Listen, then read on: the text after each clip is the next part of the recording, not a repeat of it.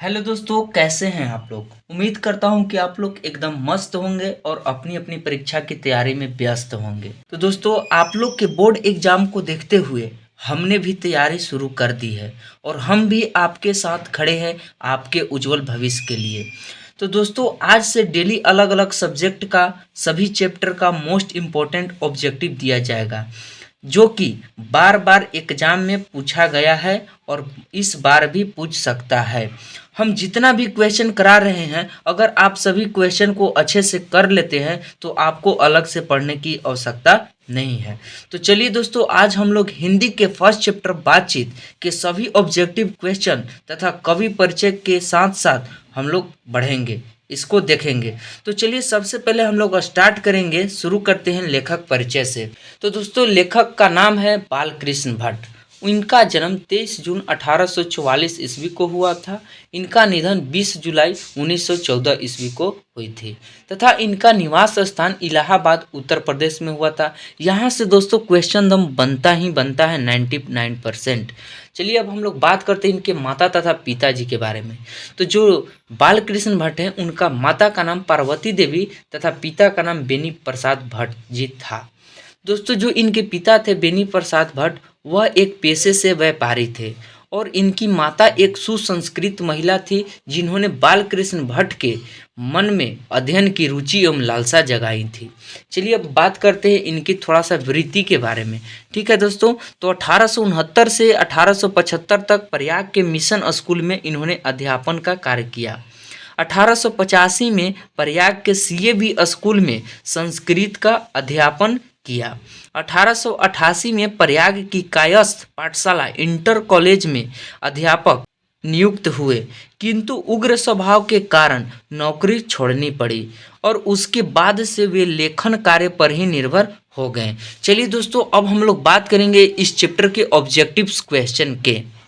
दोस्तों, तो हमारा पहला प्रश्न है, बालकृष्ण भट्ट का जन्म हुआ था 23 जून 1884 ईस्वी को, 23 जून 1844 ईस्वी को, 20 जुलाई 1902 ईस्वी को, 18 दिसंबर 1834 ईस्वी को। तो इसका करेक्ट आंसर हो जाएगा दोस्तों ऑप्शन नंबर बी, 23 जून 1844 ईस्वी को।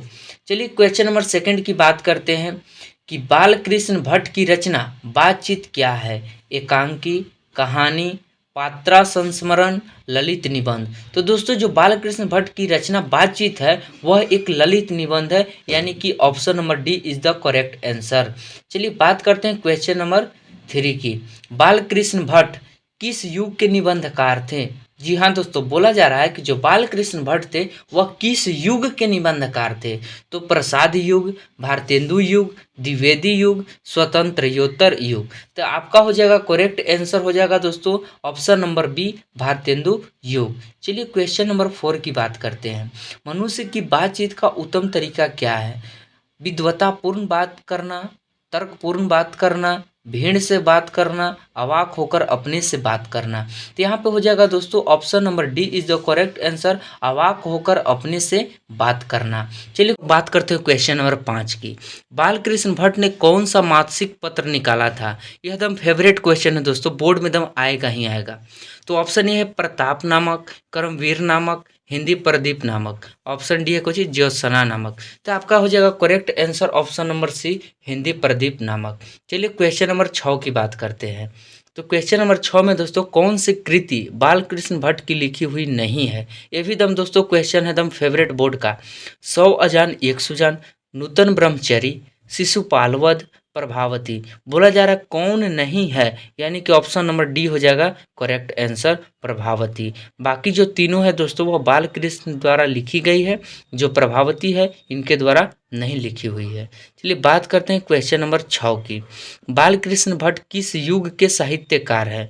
द्विवेदी युग, भारतेंदु युग, प्रेमचंद युग, छायावाद युग। तो इसका करेक्ट आंसर हो जाएगा ऑप्शन नंबर बी, भारतेंदु युग। अगर दोस्तों आपको आंसर पता है तो कमेंट में ज़रूर बताइएगा। चलिए, बात करते हैं क्वेश्चन नंबर 8 की। रॉबिन्सन क्रूसो ने 16 वर्ष के उपरांत किसके मुख से एक बात सुनी। बोला जा रहा है दोस्तों कि जो रॉबिन्सन क्रूसो साहब थे, उन्होंने 16 वर्ष के उपरांत किसके मुख से एक बात सुनी। तो ऑप्शन ए है फ्राइडे के, ऑप्शन बी संडे के, ऑप्शन सी एडिशन के, ऑप्शन डी स्टील के। तो चलिए इसका करेक्ट आंसर हो जाएगा ऑप्शन नंबर ए फ्राइडे के। अब हम लोग बात करते हैं क्वेश्चन नंबर 9 की। बातचीत के माध्यम से बालकृष्ण भट्ट क्या बतलाना चाहते हैं? ऑप्शन ए बातचीत की शैली, ऑप्शन बी भाषण की शैली, ऑप्शन सी संवाद की शैली, ऑप्शन डी इनमें से कोई नहीं। इसका करेक्ट आंसर हो जाएगा ऑप्शन नंबर ए बातचीत की शैली बतलाना चाह रहे थे बातचीत के माध्यम से। चलिए बात करते हैं क्वेश्चन नंबर 10 की। कौन सी रचना बाल कृष्ण भट्ट की नहीं है? नूतन ब्रह्मचरी, 100 अजान एक सुजान, सद्भाव का अभाव, परीक्षा गुरु। बोला जा रहा है कि कौन सी रचना बाल कृष्ण भट्ट की नहीं है? तो ऑप्शन डी हो जाएगा परीक्षा गुरु इज द करेक्ट आंसर। चलिए बात करते हैं क्वेश्चन नंबर 11 की। भट्ट जी को किसने अंग्रेजी साहित्य के एडिशन और स्टील की श्रेणी में रखा? बोला जा रहा है दोस्तों कि जो बाल कृष्ण भट्ट थे उनको किसने अंग्रेजी साहित्य के एडिशन और स्टील की श्रेणी में रखा? Hazari Prasad Dwivedi, doctor Nagendra, option C Ramchandra Shukla, option D Ramvilas Sharma. तो आपका आंसर हो जाएगा correct answer is the C Ramchandra Shukla. चलिए बात करते हैं क्वेश्चन नंबर 12 की। तो दोस्तों 12 नंबर क्वेश्चन है कि भट्ट किस युग के निबंधकार हैं? प्रसाद युग, भारतेंदु युग, स्वतंत्रोत्तर युग। तो यहाँ पे हो जाएगा करेक्ट आंसर हो जाएगा ऑप्शन नंबर बी भारतेंदु युग। चलिए बात करते हैं क्वेश्चन नंबर 13 की। संवाद में सबसे महत्वपूर्ण क्या है? ऑप्शन ए तर्क, ऑप्शन बी जिज्ञासा, ऑप्शन सी आत्मीयता, ऑप्शन डी प्रवाहपूर्ण भाषा। चलिए तो इसका हो जाएगा correct answer option number C आत्मीयता। अब चलिए बात करते हैं क्वेश्चन नंबर 14 की। तो 14 नंबर क्वेश्चन है दोस्तों, दमयंती स्वयंवर रचना है? ऑप्शन ए बालकृष्ण भट्ट की, ऑप्शन बी प्रताप नारायण मिश्र की, ऑप्शन सी श्रीनिवास दास की, ऑप्शन डी मैथिली शरण गुप्त की। तो दोस्तों बोला जा रहा है कि जो दमयंती स्वयंवर है वह किनकी रचना है? तो आपका करेक्ट आंसर हो जाएगा option number A Balkrishna Bhatt की। चलिए बात करते हैं क्वेश्चन नंबर 15 की। कौन सी रचना बालकृष्ण भट्ट की है? रेल का बिकट खेल, बी कछुआ धर्म, सी रेणुका और डी क्या है प्राच्य विधा। यहाँ पे दोस्तों क्या है कि रेल का बिकट खेल होगा, यहाँ पे रेत लिखा गया है, ठीक है, मिस प्रिंट है। तो यहाँ पे बोला जा रहा है दोस्तों कि कौन सी रचना बालकृष्ण भट्ट की है? तो ऑप्शन हो जाएगा दोस्तों option number A is the correct answer rail का बिकट खेल। यह एकदम फेवरेट क्वेश्चन है दोस्तों, एकदम इसको मार्क कर लीजिएगा, इसको याद कर लीजिएगा। चलिए बात करते हैं क्वेश्चन नंबर 16 की। रॉबिन्सन क्रूसो ने 16 वर्ष के उपरांत किसके मुख से एक बात सुनी थी? ऑप्शन ए है फ्राइडे के, ऑप्शन बी है संडे के, ऑप्शन सी है एडिशन के, ऑप्शन डी है स्टील के। तो इसका करेक्ट आंसर हो जाएगा option number A is the correct answer Friday के। चलिए हम लोग बात करते हैं क्वेश्चन नंबर 17 की। बातचीत के माध्यम से बालकृष्ण भट्ट क्या बतलाना चाहते हैं? बातचीत की शैली, भाषण की शैली, संवाद की शैली, इनमें से कोई नहीं। दोस्तों यह जो चैप्टर है बातचीत की शैली जो बालकृष्ण भट्ट के द्वारा जो लिखा गया है, इनमें बोला जा रहा है कि बालकृष्ण भट्ट बातचीत के माध्यम से क्या बतलाना चाह रहे हैं। तो इसका हो जाएगा correct answer option number A बातचीत की शैली को बतलाना चाह रहे थे बातचीत के माध्यम से। चलिए बात करते हैं क्वेश्चन नंबर 18 की। बालकृष्ण भट्ट का निवास स्थान कौन सा है? Option A Lucknow Uttar Pradesh, Allahabad Uttar Pradesh, option C Mathura Uttar Pradesh, option D Varanasi Uttar Pradesh. तो आपका आंसर हो जाएगा करेक्ट आंसर हो जाएगा बी इलाहाबाद उत्तर प्रदेश। यहाँ पे दोस्तों मिस प्रिंट हो गया है, 5 नहीं होगा, ऑप्शन बी होगा। चलिए अब हम लोग बात करते हैं क्वेश्चन नंबर 19 की। बालकृष्ण भट्ट ने हिंदी प्रदीप नामक मासिक पत्रिका निकालना कब प्रारंभ किए थे? यह एकदम फेवरेट क्वेश्चन है दोस्तों, एकदम बोर्ड के लिए एकदम मार्क कर लीजिए इसको एकदम। ऑप्शन ए 1877 ईस्वी, ऑप्शन बी 1888 ईस्वी, ऑप्शन सी 1890 ईस्वी, ऑप्शन डी 1804 ईस्वी। तो यहाँ पे हो जाएगा correct answer option number A हो जाएगा 1877 ईस्वी में। चलिए बात करते हैं क्वेश्चन नंबर 20 की। कौन सा उपन्यास बालकृष्ण भट्ट द्वारा रचित है? महिला आंचल, गोदान, ऑप्शन सी अंतरात, ऑप्शन डी 100 अजान एक सुजान। तो यहाँ पे करेक्ट आंसर हो जाएगा ऑप्शन नंबर सी 100 अजान एक सुजान। चलिए बात करते हैं क्वेश्चन नंबर 21 की। रॉबिन्सन क्रूसो को कब तक मनुष्य का मुख देखने को नहीं मिला? तो फेवरेट क्वेश्चन है दोस्तों। ऑप्शन ए 10 वर्ष तक, ऑप्शन बी 12 वर्ष तक, ऑप्शन सी 16 वर्ष तक, ऑप्शन डी 18 वर्ष तक। तो यहाँ पे करेक्ट आंसर हो जाएगा ऑप्शन नंबर सी 16 वर्ष तक। चलिए दोस्तों बात करते हैं क्वेश्चन नंबर 22 की। असल बातचीत सिर्फ दो व्यक्तियों में ही हो सकती है, यह कथन किसका है या यह मत किसका है? ऑप्शन ए Edison, Ben Jonson, Milton, spacer. तो इसका करेक्ट आंसर हो जाएगा दोस्तों ऑप्शन नंबर ए। एडिसन का मानना था कि असल बातचीत सिर्फ दो व्यक्तियों में ही हो सकती है। चलिए बात करते हैं क्वेश्चन नंबर 23 की। एडिसन के अनुसार असल बातचीत कितने लोगों के बीच हो सकती है?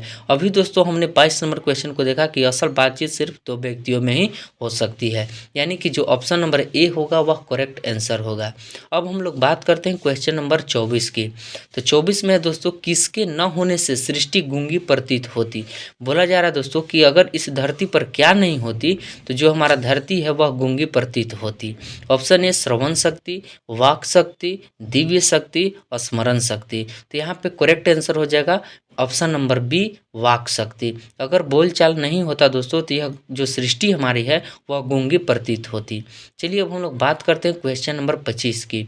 बाल कृष्ण किस काल के रचनाकार है? आदिकाल, भक्ति काल, रीति काल, आधुनिक काल। तो आपका करेक्ट आंसर हो जाएगा ऑप्शन नंबर डी, आधुनिक काल के रचनाकार हैं बालकृष्ण भट्ट जी। चलिए बात करते हैं क्वेश्चन नंबर 26 की। बातचीत किस विधा की रचना है? आलोचना, गीत, शोध, निबंध। तो यहाँ पे हो जाएगा correct answer option number D हो जाएगा निबंध। चलिए बात करते हैं क्वेश्चन नंबर 27 की। बातचीत शीर्षक निबंध के निबंधकार कौन है? बोला जा रहा है दोस्तों कि जो यह चैप्टर बातचीत है इस शीर्षक के निबंधकार कौन है? तो यहाँ पे हो जाएगा दोस्तों option number D is the correct answer Balkrishna Bhatt. अब चलिए बात करते हैं क्वेश्चन नंबर 28 की। बालकृष्ण भट्ट की रचना बातचीत क्या है? एकांकी, कहानी, पत्रा संस्मरण, ललित निबंध। तो यहाँ पे हो जाएगा दोस्तों correct answer option number D, जो क्या है बालकृष्ण भट्ट की रचना बातचीत, यह एक ललित निबंध है। अब बात करते हैं क्वेश्चन नंबर 29 की।